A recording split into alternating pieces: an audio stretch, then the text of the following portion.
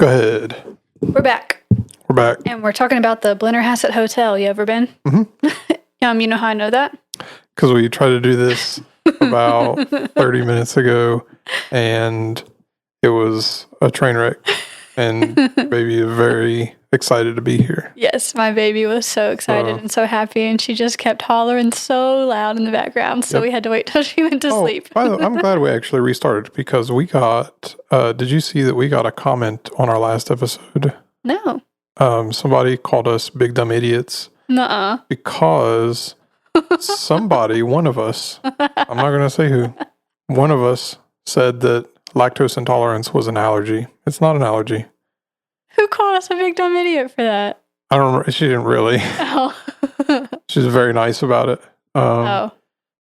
She said, just like I'm listening right now, just want to let you know that it's not the same. Oh, I do appreciate the correction, as long as it was done nicely. Yeah, no, I replied, thanks for the good info. Unfortunately, this is not the first and will not be the last medical misinformation from the show. Or just general misinformation because we're kind of dumb. Some of it's on purpose, disinformation. Okay, well, thank you for the nice correction, whoever that was. I do appreciate it. Yep. And thank you for not hurting our feelings. I did get another, like a hate message also. Oh, for the same episode? Mm-hmm. Yeah. Oh, yeah. Why? That's the reason I recut it. I asked you what happened and you didn't tell me yet. I forgot. Yeah. So last episode, if you called it the day that it released, you may have heard the Alex Jones sounds that are put in because I think that's deeply hilarious. And I do not like that. I don't like the guy. I think it's funny because he's a complete nut job. And he's an actual villain. Yeah. And somebody sent us a message and said, hey, this is pretty disappointing. Can't believe that you like that guy. And I realized in the episode, because everybody knows who knows me, I don't actually like that guy. Yeah. I didn't clear that up in the episode. Did you explain to that person? That I'm saying this, totally forgot to reply to that message. You probably should. I did recut the episode though, specifically for that kind of reason. I didn't like it either. It's he's a bad dude. But the memes and stuff that people make about the frogs and the water stuff, deeply hilarious to me. And so I realized in the episode, I went and listened back. I was like, I didn't really make it clear that I'm trying to make fun of this situation, and I should have. And so I just recut it so that it doesn't paint us in a bad light. Yeah. There will be more times in the future that paint us in maybe a worse light. Don't say that. So. The Blennerhassett Hotel is described as the Mid-Ohio Valley's premier enchanting landmark. Behind these fancy walls, you'll find top-tier service, beautiful rooms, a lovely spa, and tons of ghosts. This is Country Roads Creeps. And we are bringing you a hometown story, a West Virginia story today. All right, so like always, I'm going to start with a history of this place. And for the history section, I got this information from the hotel's website. So Blennerhassett Hotel is located in Parkersburg, West Virginia. This is in Wood County, which is like the northwestern part of the state by the Ohio River. Parkersburg. Yes. Near that. Yeah. In Parkersburg. Yeah. Yeah, okay. Keith, historian from Concord, texted me earlier after I posted that and said that he's been there because the Parkersburg Homecoming Chess Tournament was held there a bunch of times. That's cool. Before the pandemic. So they always have before the West Virginia Chess Championship Tournament that was actually a couple weeks ago in Clarksburg, they would always have a quote unquote final tournament so everybody can prep for the big one, the West Virginia Championship, and that was always held in Parkersburg. But now they haven't had that for a few years because after the pandemic. I had to go to Parkersburg once to take a praxis test when I was becoming a teacher because I was scheduled to take it in Roanoke, But the weekend that I was supposed to go do it, there was a hurricane coming that was going to hit in Roanoke, which good. weirdly enough, we just had Hurricane Helene. But I called the testing company because usually you have to pay a fee to switch your testing locations. And I was broke as a joke because I was in college. And I was like, I cannot drive there because there's a hurricane coming and they're telling everybody, do not come here and you need to leave if you are here. So can you switch me? And also, please don't make me pay. And they were very nice and didn't make me pay. Yeah. And I went to Parkersburg instead. Have you seen very many of the videos and stuff that came out of the hurricane stuff? Yeah, can we talk about that at the end? Because I do want to talk about that. Yeah. All right, put a pin in that. All right, so back to the story. The hotel was built by Colonel William Nelson Chancellor, and construction began in 1883, and the hotel was officially opened 6 years later on May 6th, 1889. Quit looking at my notes. I got subtitles turned on. You don't look at the subtitles, just listen. Chancellor wanted this to be the nicest hotel in West Virginia and really built it for the rich people. And he built it for the wealthy because at this time, Parkersburg was going through an oil and a gas boom. So he wanted the hotel to match the vibes of the town. Like it was doing really well and money was coming in and it was getting nice. So he built that to go along with it. So the hotel actually had gas and electricity when it opened. And that was kind of a newer thing. So it was really top of the line, state of the art with the gas heating and everything like that. They have Netflix? No, I don't think they had Netflix. And okay, so next player in the game, a man named George C. Campbell was the first person to lease the hotel from Chancellor, and he got to name the hotel, which is kind of cool. So he was originally going with Hotel Argyle, but then he ultimately changed it to the Hotel Blennerhassett. And this name came from a guy named Harmon Blennerhassett. And I'm going to talk a little bit more about him later on in this story. Where did Argyle come from? I don't know. I don't know where that one came from, but I'll tell you where Blennerhassett came from. This Harmon guy, his last name. So Harmon, he was an Irish aristocrat, and he and his family settled on an island in the Ohio River close to where the hotel is in the late 18th century. That island got named Blennerhassett Island, and it's a West Virginia state park. So that's all the naming convention information. Good. Okay, so the hotel had all new furniture, window treatments. It had electric elevators for the guests, and there were service elevators to move stuff around.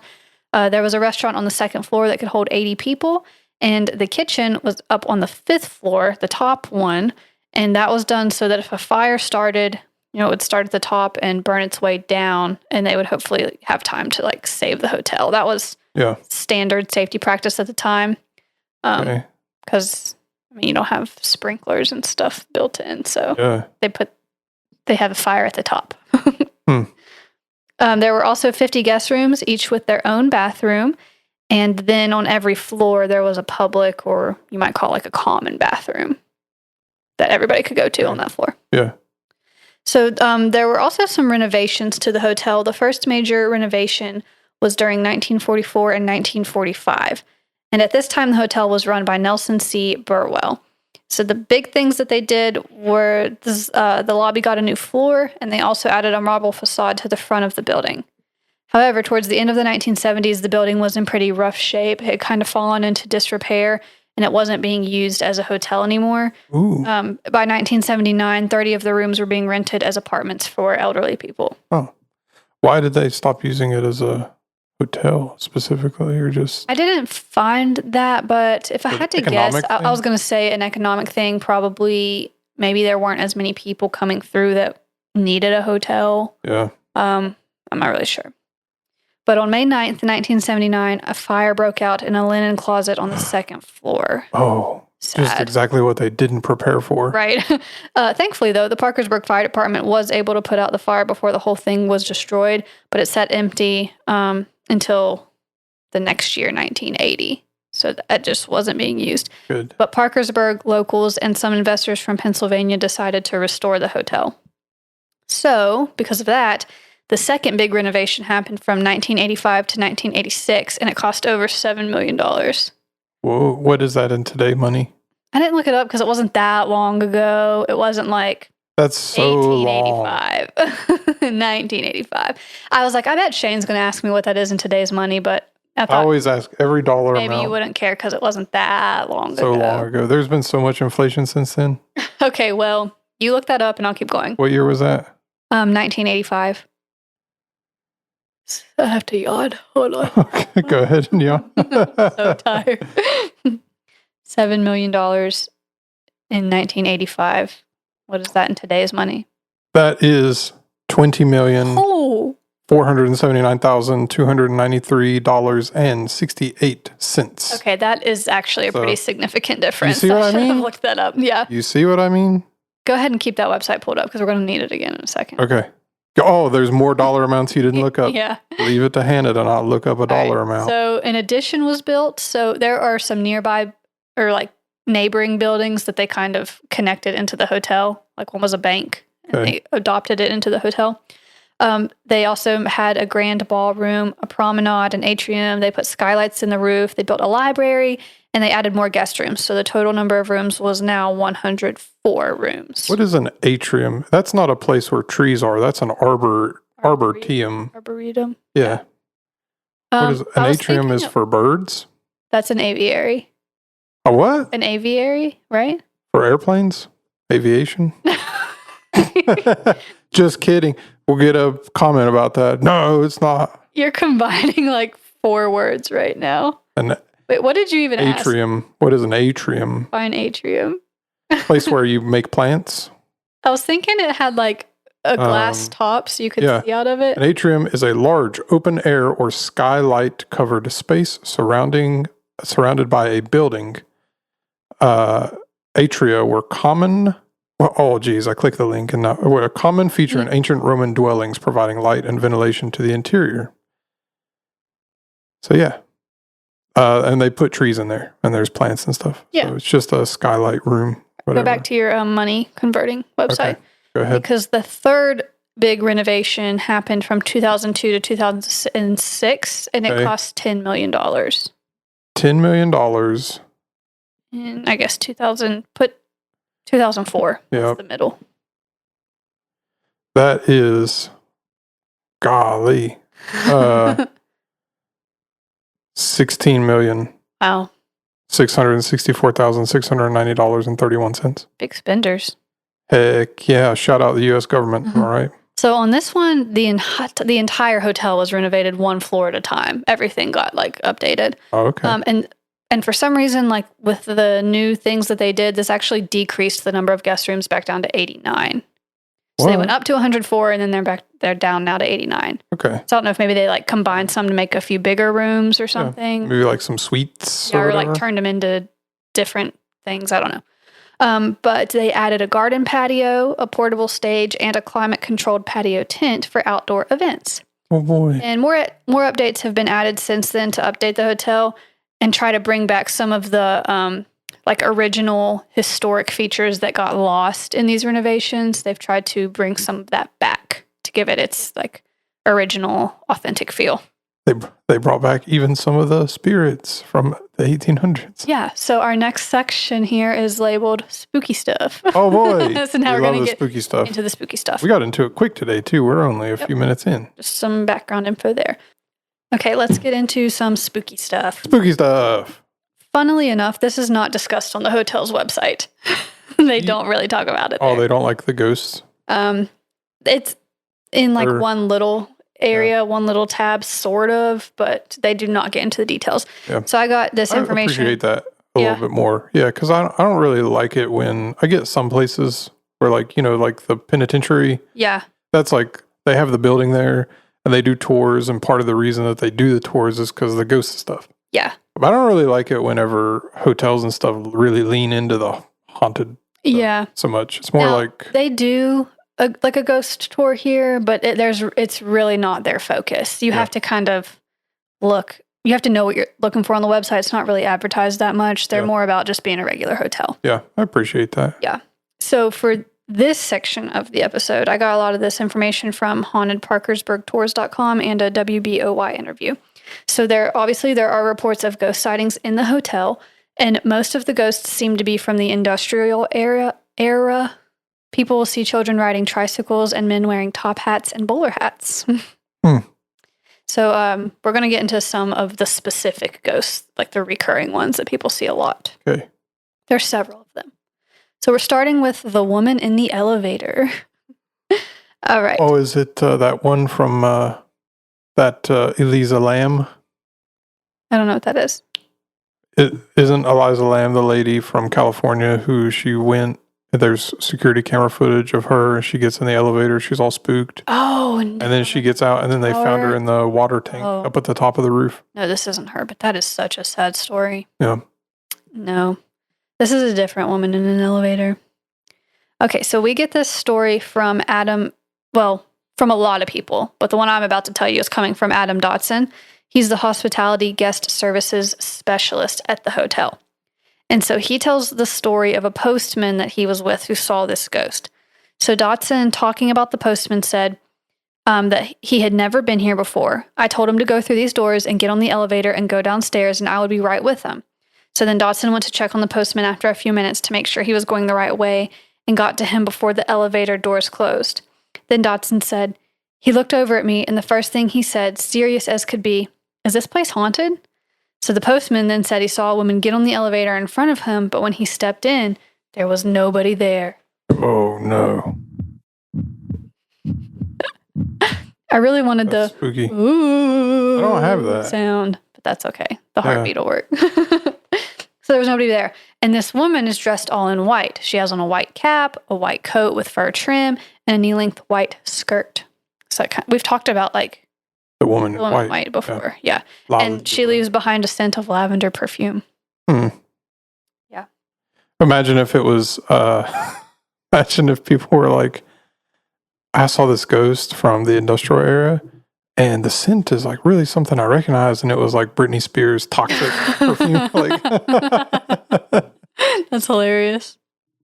All right, the next ghost is one that is seen at the cigar room door.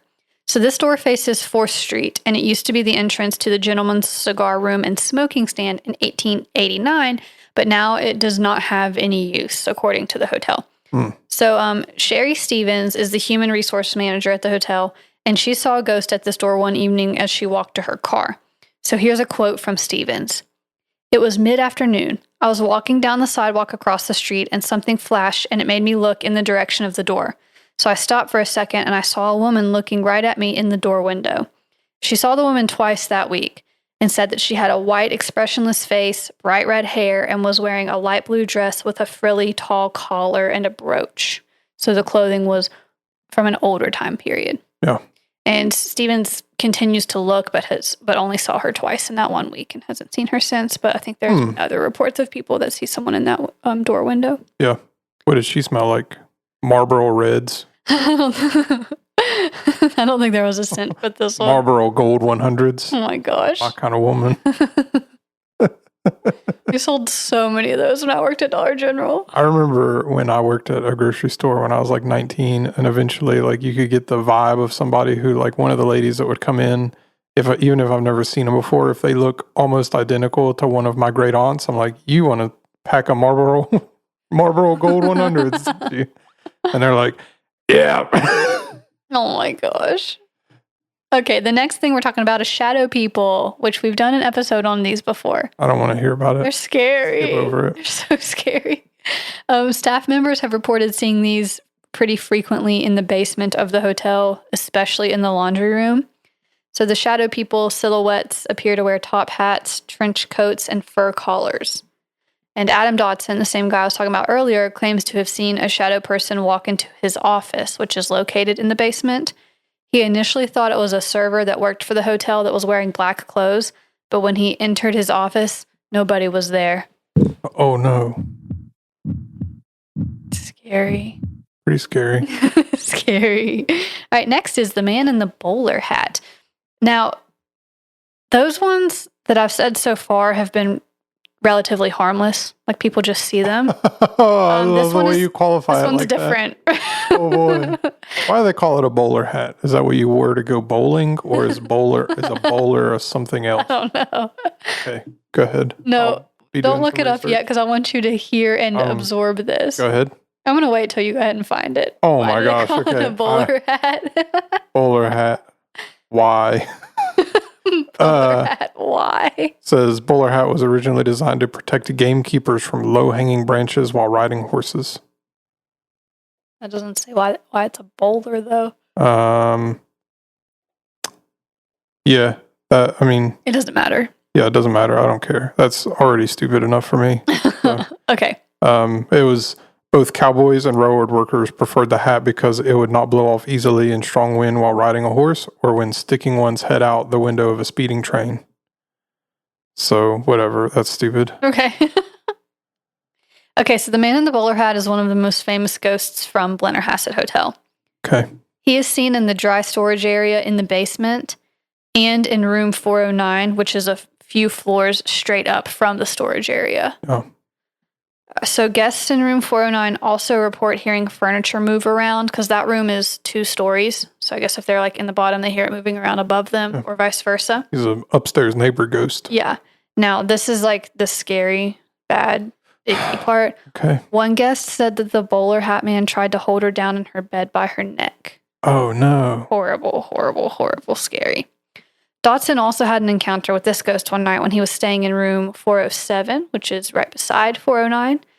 He said he specifically picked that room because it's located on the quiet side of the hotel, but he woke up and it sounded like there was a party happening in room 409.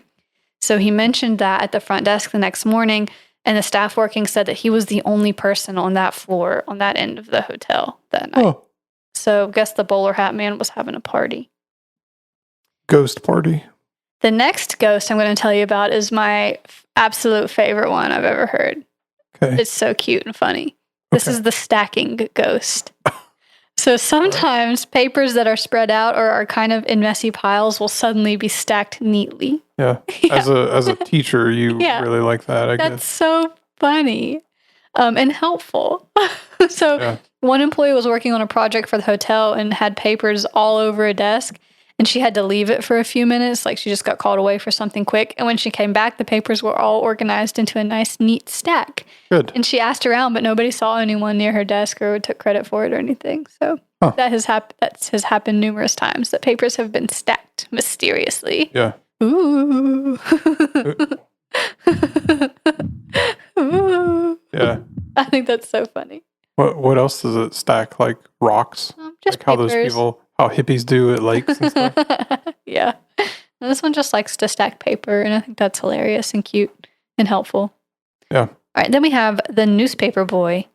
So in the 1920s and 30s, the hotel had a newspaper stand in the back. And so for this ghost, people will see a little newspaper boy dressed in clothes from that area, like with a bag that would hold the papers. Yeah. And he will tug on people's clothes to get their attention. Extra, read all about it. Yeah. Ghost handing out newspaper. Yeah. Haunted hotel. He wants attention, and then I guess when people like turn around and look at him, then he goes away or whatever. I don't know. That would be a little scary, I think. Okay, this one's kind of interesting. This is called the Smoking Gentleman. Oh boy. He's rarely seen, but the cigar smoke is smelled pretty frequently. Okay. But when people do see him, which doesn't happen as often as just smelling the smoke, they see a man that looks to be somewhere in his 60s wearing a gray 3-piece suit, and he's said to resemble Mr. Chancellor, the guy that built the hotel. He died in 1909. Okay. So maybe, could be him. Maybe. This next one is interesting just because it's very different. This is the sea captain, and he is seen in the mirrors at the bar and in the restaurant of the hotel and in the mirrors of the lobby. I don't like that. Yeah, when I wrote that down, it was more just kind of like that's neat. But now that I'm saying it out loud, it's like, that kind of gave me chills. I don't like it in the movies when they open up the medicine cabinet and then when they close it and there's something there. Yeah, now I'm really freaked out. I'm going to need you to stay here until Dirk gets home from work, okay? Great. No. Perfect. No, because now I'm scared. But I guess I don't wanna be alone. maybe it's different if it's not like a jump scare. It's not like there wasn't anything there and then you close the thing and now there's a scary thing there. Maybe it's different where like you look in the lobby mirror and there's like a guy sitting in a chair not doing anything. But then whenever you look at the chair, you're like, hey, there's nobody there. And then you look back and there's nobody there in the mirror again. It's like, that's odd. He just kind of like hangs out between the mirrors. Yeah. Now, the weird part of the sea captain is that some people believe he resembles Harmon Blennerhassett. who the hotel is named for. Mm-hmm. But there's really no connection between Harmon and a sea captain because Harmon was not a captain. He has a very weird history, but there was nothing in it about being a captain. Yeah. So, are you going to get into his history? Yes, a How little weird bit. It is? Okay. A little bit. He's not the focus of this episode, but I said I was going to come back to talk about him. Yeah. Okay, so he was a lawyer in Ireland and got really rich and then came over here for different reasons I'm not getting into right now. Good. But weird dude. He was married to his niece, first of all. It's not weird for Ireland, from what I've read. Why do you just say random things that have nothing to do with anything? You're going to get us another hateful comment because people aren't going to know that you're trying to make a stupid joke for no From Ireland? I don't care about that. I love Ireland. And he was also involved with Aaron Burr. You know the guy? Aaron Burr. Is he the guy? Sir, that depends. Who's asking? Oh, well, sure. Sir, I'm asking. Is he the guy who shot that other guy? Shot Alexander Hamilton. Yeah. Let's cut that out. Sorry. Oh my gosh. Cut. Jiminy Christmas. This is like, you know how like... You have to cut that out. Yeah. Yeah, you have to cut that out. Yeah. Okay. So, yeah, he shot Alexander Hamilton. So, yeah. Harmon Blennerhassett was involved with Aaron Burr and something about like trying to get the Louisiana Purchase to not be for America anymore or something. Okay. I really don't know anything about history, but it was like a plot and he got arrested for it. Oh, yeah. Okay. I'm sure someone will correct me. The Louisiana Purchase was kind of a big deal with like the French and all that, I believe. So yeah, but that's not important to the story. It was just to say that he had nothing to do with being a sea captain. So I don't know why people like think it might be him. Moving on, the next ghost. This is the man in a white tuxedo, similar to the lady in white. Do you think they're married? Maybe. That's cute. He's also seen in the mirrors, and he carries a walking stick with a brass handle. He wears a white tuxedo and has white flowing hair. Flowing like long? Like yeah. Oh. Like luscious. Like Legolas? Legless? Legolas? Oh. I don't know. Never mind. Okay. Everybody make fun of Hannah in the comments for not knowing who Legolas is. This next one is very sad. This is like... I guess it's not a name of a ghost, but a phenomenon is screams in the library. So, what? Why are you laughing at that? I don't know. It's bad. It's a bad thing. You remember that time that I was in, I don't even remember why I was in Athens. I think you just came to hang out. Maybe. I was thinking I was there for some reason. And I came to hang out like afterwards, but you had to go to the library and do that test. And I just sat there and ate candy, and you were doing this test, and you're like, I do remember that. What the heck? Yeah, you're just sitting across from me eating candy. Yeah, that was funny. Anyway, okay, so back to the sad, bad story. A woman can be heard screaming sometimes throughout the hotel, but this mostly happens in the library, and it's like blood-curdling screams. Okay. Bad, unsettling. And so the story is that the window in the corner of the library used to be a doorway when that part of the building was a bank. And so a woman was walking into the bank one day when a tractor trailer wrecked and killed her. So people think that the screams they hear are from that woman. Whoa. Which is very horrible and very sad. Is it always the same voice that screams, I guess? Yeah. That's got to be crazy when you're in the library and you're trying to read. And it's quiet, and then you just hear, Wah! Yeah. I would have a heart attack and die and be the next ghost, I think. You'd be the next ghost. Yeah, screaming. And, you would smell like Marlboro Blacks. Why? You'd smell like American Spirits. Why? I don't smoke. Shoot. Ever since Hannah became a mom, she just sits there with her baby and smokes cigarettes. Stop it. I would never. That's not funny. That is not funny. I would never, ever. Okay, moving on. We have the ballroom ghosts. This is kind of funny. So when employees set up events in the ballroom, the table settings get rearranged and items will go missing and then reappear in strange places. So the ghosts are just messing with them. Just messing with them. I like that. I like a mischievous ghost. Yeah, it's not really hurting anybody. It's just like slightly inconvenient. Yeah. It's pretty funny. And once there was a microphone set up in the ballroom and a woman's voice came through the mic saying, "Howdy, folks." But there was nobody there. Shut up. That sounds like a made up thing. Nobody there. Sounds like some stupid thing that I would put in my notes as a joke. That's what the website said.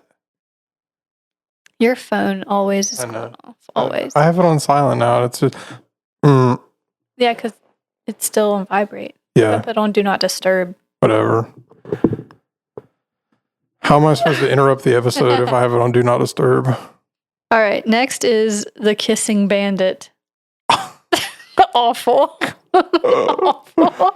Okay. This is horrible. How would you? Let me guess. Really, You already looked at my notes. I can't read it from that far away. Is it?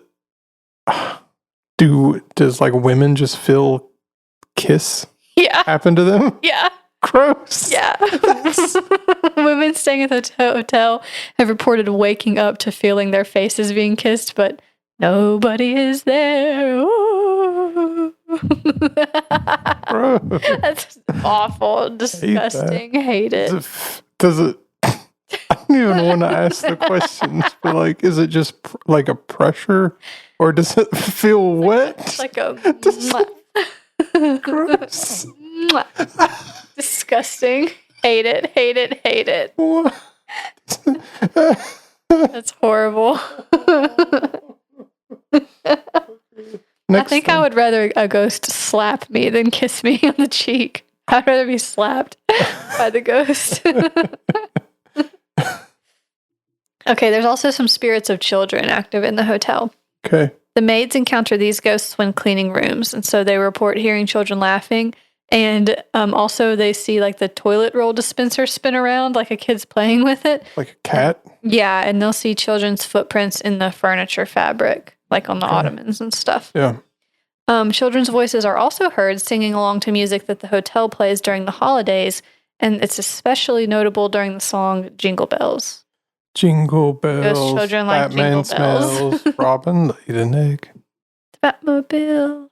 Lost Go ahead. Bill. Yep. Okay, we have 2 more ghosts to go. Okay. This one is the 4:00 knocker. Okay.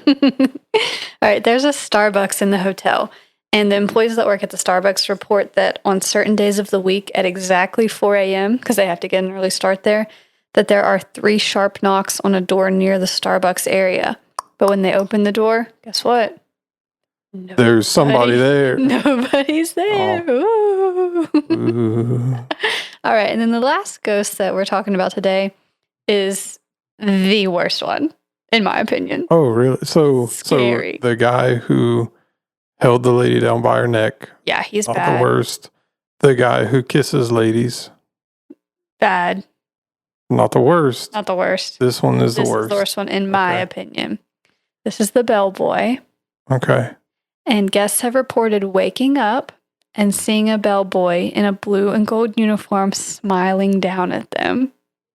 Okay. While they're in bed. I just think that's the worst, just standing there smiling. And then he disappears right after they look at him. That one makes me feel a little sick. I don't know that that's the worst. I think that's the worst one, just standing. Actually, no, the one holding you down by your neck is definitely the worst. Yeah. I changed my mind.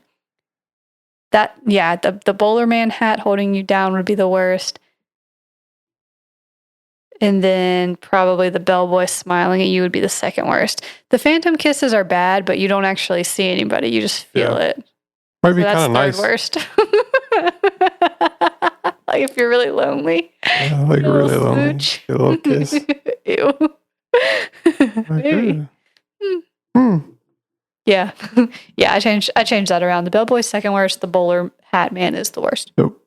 Okay, so those are all the ghosts that I picked to talk about.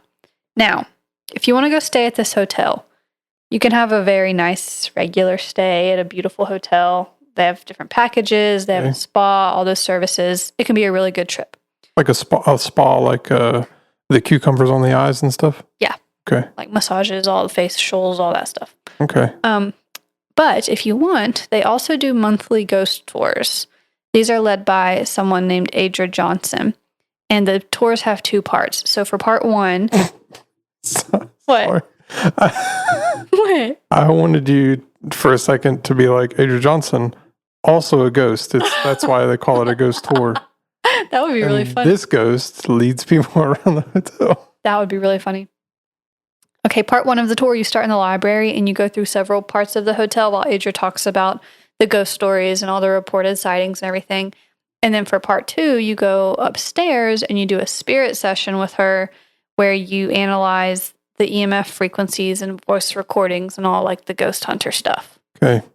The tours are the 3rd Friday of each month and tickets sell out fast and you have to be 16 years old or older to do the tour. Okay. And then I have one little tiny piece of extra info that I want to tell you that didn't fit in anywhere in the story. Okay. And that is the fact that John F. Kennedy stayed at the Blennerhassett Hotel twice while he was campaigning through West Virginia when he was running for president. Good. The end. Great. Good episode. Spooky Blennerhassett Hotel. Yeah. Thoughts, comments, questions, concerns? It's interesting. I've been there. I heard somebody who is kind of like, they've shared our stuff before, Mountain State Mysteries. They've shared our stuff. I've shared some of their stuff on our Instagram and stuff. They commented today and said that they stayed recently and didn't see anything. Didn't experience anything. Hope. I want to go there, but for like a nice trip, I would hope that I don't see anything. I don't want to see the ghosts. I have mixed feelings about it. I don't want to have a spooky ghost experience, but also kind of like when you go to some of those historic places, it's kind of like, you know what I'm saying? Like, I didn't really get my money's worth if I didn't see a ghost. But, like you need a good story to tell when you come back home. Yeah. Yeah. What are there, you said there's recordings, voice recordings and stuff? I guess like maybe when you're doing the tours, they record while you're there and then you listen to them and see what you can find or something. Oh, okay. I don't really know. I could have just made that up. Okay. So there probably are voice recordings though, yeah. Yeah, out there somewhere. There's some special equipment that people have. I believe the company was Panasonic, and they had a voice recorder, kind of similar to the one that I've used for various applications. But it's like a handheld recorder. It runs off batteries. They have like an actual microphone, has XLR inputs, is what I have. But the Panasonic had a electronic recorder that you used to be able to get for pretty cheap. And they discontinued it, but people found out that for whatever reason, the mic on this device is it's like not shielded in a specific way or something like that. It's been a long time since I've read the science on this thing, but it's something about the mic. It'll pick up extra frequencies, and they think that that's where the ghosts are communicating in. It'll pick those up, and so now. I don't think Panasonic produces these anymore, but people pick them up on like eBay and stuff, and they've become a lot more expensive. Oh, okay. That's interesting.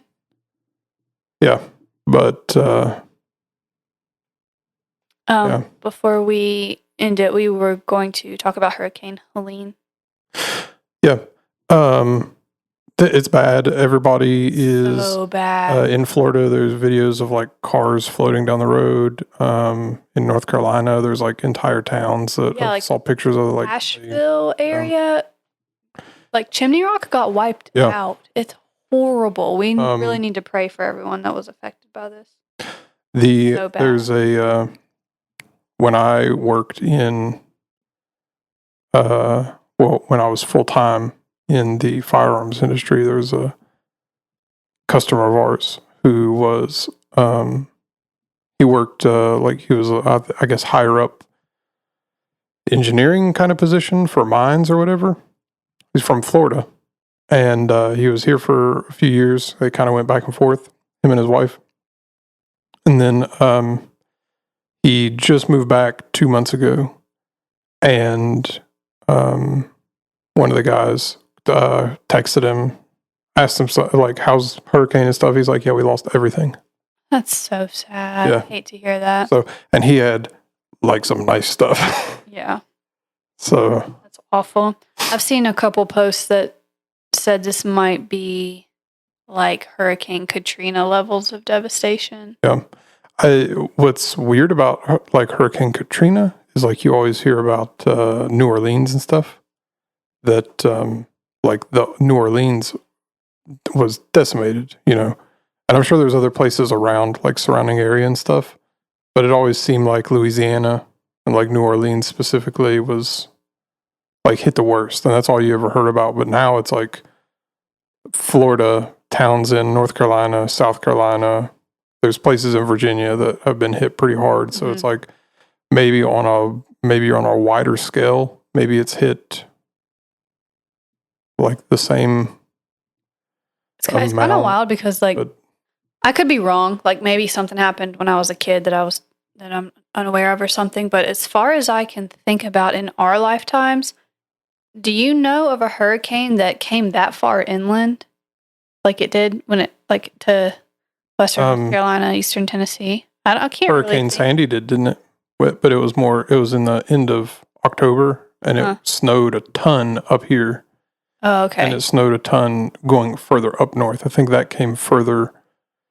I don't know about inland, but it came further up north than anything that I know of. Yeah. So I was seeing the videos of, like, all the flooding and stuff in Tennessee, and I couldn't think of another time that it really happened like that. I'm surprised that it didn't really flood crazily here. There's trees down and stuff. But I think it was worse a little closer to Virginia, like Monroe County up here. I heard Mercer County got hit pretty hard. Yeah, their schools have been closed. I haven't been there. But there's actually, I was going to the range the other day, and there's a tree down at the road at the very top of the mountain there. When you get to where you would split, the road splits. It goes one way, you go down to another town, like a dirt road, the back way to another town. Fell down on our road. Did it? Yeah, that way. This is a huge tree that stretched over the road right at the top. And there are people, they usually are pretty good about maintaining the roadway there, like on the range and stuff. It stretched across the road, and they just cut like a hole in the branches so that you could drive through it. I wish I had a picture of it. It's kind of cool, but we definitely had the heavy winds, heavy rains here, trees falling, but not nearly as bad as some of the surrounding counties with the flooding and everything. Yeah. And our power stayed on. It was flickering, let's see, Friday. Ours was flickering on and off, but it thankfully stayed on. Yep. And then my sister got married Saturday outside, and we thank the Lord, praise the Lord, we had a break in the rain for the wedding. Yep. I know that is not an issue compared to what people are going through, but I was just throwing it out there. Congratulations to my sister and her husband. They got married. But yeah, and then it started raining again yesterday and today. But thankfully, we're all doing okay up here. Power was flickering at work and stuff, and like the internet kept going out. And my entire job is on the internet pretty much, so. Dirk's phone was not working for a little bit. His stuff was saying SOS, but I think it came back on. Saw that. Do you have Verizon or AT&T or? I have AT&T. Yeah. I don't remember what Dirk has. You don't have the same thing? Oh. Because mine's just like, I still have the same number and service from when I was a kid. Yeah. We never switched over. Just kept what we had. I want to say his is maybe. No, I don't know. I'm not even going to guess. I don't know what he uses. I heard some people saying that they had, if they had Verizon, that they were still saying SOS like for a long, like it's. There were some creative adjectives thrown around about how Verizon services, so that I can't say on the podcast, but. It's no, it's bad. It's insane the devastation that you can see It's from very sad. hurricanes, and it's I don't know, it's just crazy that stuff. Just like, I mean, the towns just get completely demolished. I feel so horrible for the people in Asheville because I think maybe as of today they have one road that they can get in and out of, but Yeah. they were being called, like, Asheville was being called an island because all the roads in and out were inaccessible. Yeah. Nobody could go in, nobody could go out. People there's no cell phone service, no internet. I don't think radios were working. Like, that's really scary, and I just feel absolutely terrible for those people. Yeah. Hope they get some resources available soon. It's really, really terrifying. Yeah. I mean, I don't know. I heard like local people here, I mean, not to downplay anything, obviously, but like we had trees down and like power was out and stuff and whatever. Like, happens every year. But like at least, I don't know, at least once a year, maybe 2-3 times a year, there's a bad like summer or fall storm that knocks out power for a couple of days, or like trees go down or whatever. Yeah. And usually there's 1 or 2 in the winter that their power goes out and, have a big ice storm or whatever. People can't really get out. Happens in West Virginia. But you see on like social media and stuff, people are like, oh, they're not turning the power back on, or the trees down and the road, the road crews aren't out fixing this stuff. And it's like, okay, well, there are entire towns like wiped off the map. Yeah. So yeah, this, like, you not being able to get to KFC is like not at all to scale of a problem. That like, I don't want to say the name of it and dox us, but the group on Facebook that has like the local emergencies and stuff around here. Okay. So someone was on there complaining, saying that, they hadn't had power since yesterday, and there's people that live up here that are on oxygen, and the lazy linemen need to get up here and turn the power back on. It's just like, read the room, maybe look around. Like you said, there's entire cities that got absolutely decimated, wiped off the map. If somebody's really on oxygen and needs the power for that, take them to the hospital, call the oxygen provider. But the linemen aren't being lazy. It's like triage, Yeah. They can't just come to your street and turn it back on like that. There's places that were decimated that need the help more first. Yeah. There's people drowning. Like, if you can rant on Facebook, you can probably wait. Yeah. I mean, like I said, I don't want to I know it's annoying, I don't want to downplay the issue or whatever. I don't know. I'm trying to be polite. But it's like we were this kind of thing for West Virginia happens a few times a year. Yeah. Like, you go without power for a few days. It just is a thing that happens. Yeah, like, you should be prepared for that possibility. It's not an uncommon thing. It's, but we're pretty sheltered. Like, we have the mountains and stuff that they always say blocks, kind of breaks up some of the storm stuff that, like, hurricanes or like tornadoes and stuff like that. I had to eat, speaking of that, I had to eat crow with my third grade class a little bit last year because one of our reading units is about like natural disasters, and a couple of my students were getting really like kind of anxious about that and worried about if a tornado would hit or something. And I was like, we never have tornadoes in West Virginia. Our mountains break them up. You don't have to worry. We never get tornadoes. And then there was literally a tornado in the county above us. Yep. And from this hurricane, there was one in Pocahontas County. So they came back to school like a week later. Miss Shamblin, you said there'd never be a tornado, and there's a tornado. And I was like, I'm very sorry. You're right. I was incorrect, and I apologize. And it was awful. I guess the lucky thing with the tornado stuff here is that they're not as devastating as they are like in the Midwest and stuff. Yeah, I was just like, in my entire life, there's been like one tornado, and then I tell my class we don't get any, and then there's a tornado the next week. Yeah. So that was unfortunate timing. But anyway, I mean, Mhm. there's years ago, I don't know, like 10, 12 years ago, probably 12 years ago, there was that day rate show that came through. I was in Colorado when that happened. Yeah. Missed it. So, quick story from me, if for the listeners that made it this far. I had just got my driver's license, and my dad had gotten hurt at work.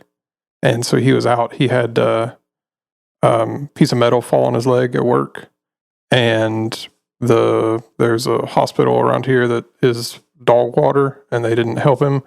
And then it got infected, and they had to go to another hospital. And they said, "Hey, if you didn't come today, then we would have cut your leg off."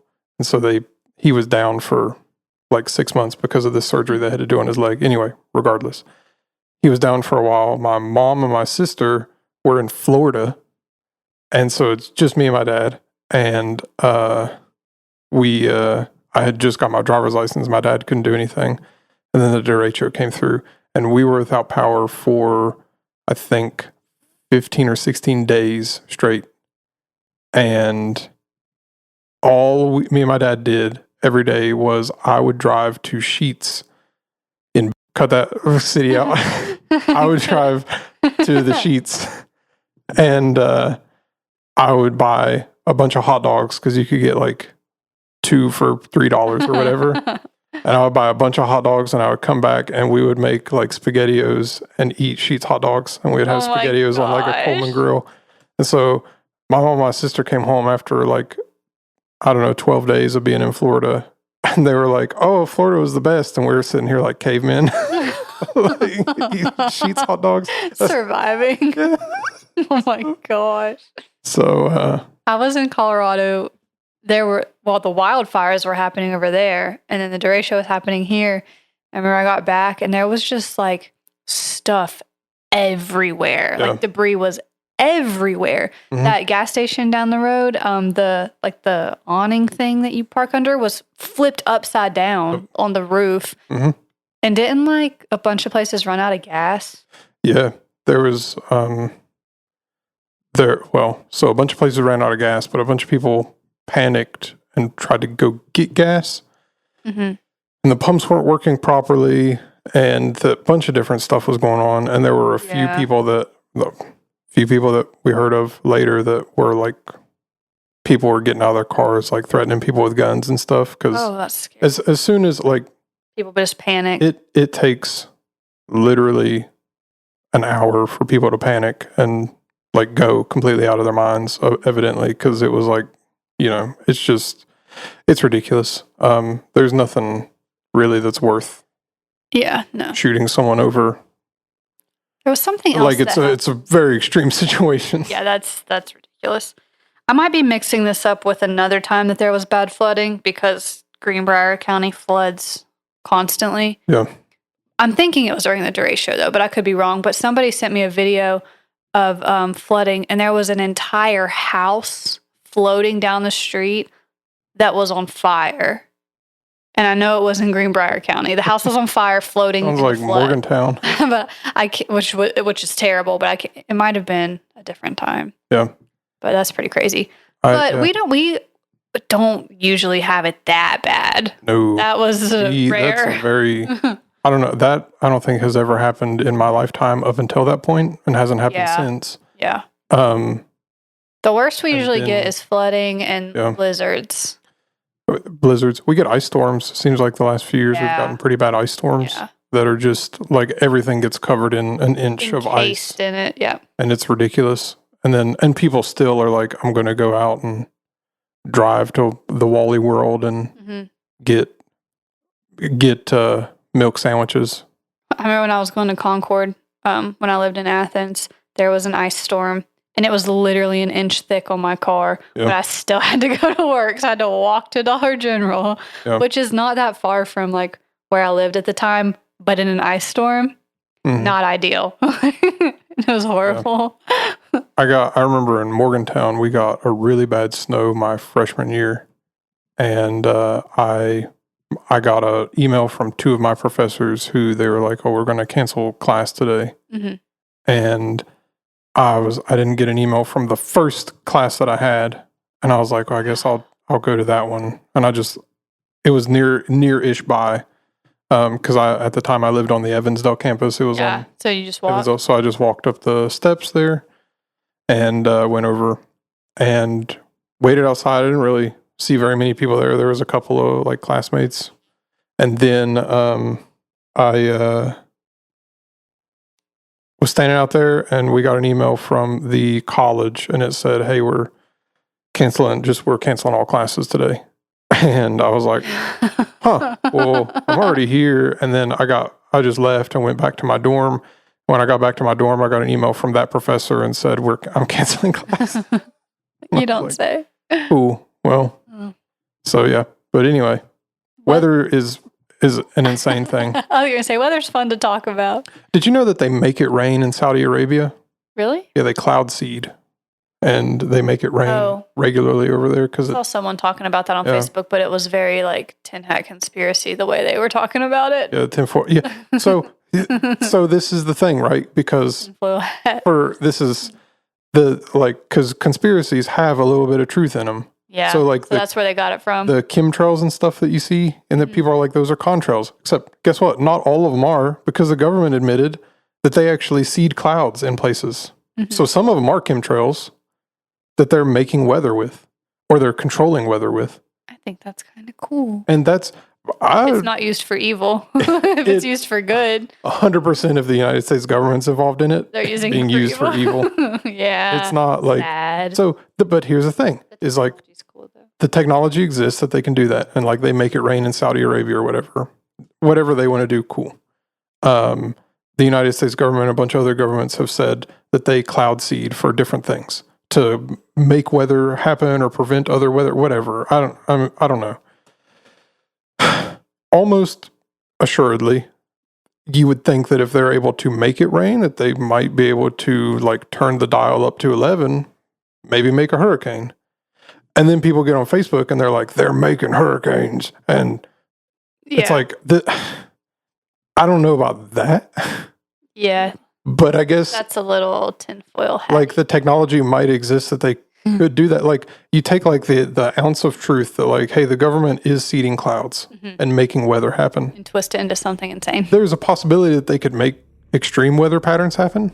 And so you take that stretch, that like the possibility of this thing from the truth happening, and then being like, this is definitely happening, and the government's making evil things out of it. About it. And they're trying to kill Americans with it. And it's like, that's not, I don't know about that. That seems... Okay, we've had to... But then you read about Operation Northwoods, and you're like, maybe. Anyway. Yeah, maybe. We've had to start and stop this episode a few times so I could take care of the baby. So I have no idea how long this episode actually is, but it feels like it's been a little bit, so we might need to be quite a bit shorter. Thanks for listening. Follow us on Facebook and Instagram at Country Roots Creeps. You can send us hate messages if you want to about whatever stupid joke I made. And there was one earlier that I said, oh no, but I already forgot what it was because I'm so tired. I already said to cut it out, yeah. Already. Oh, yeah. You're cutting that one out for sure. Absolutely cut that out.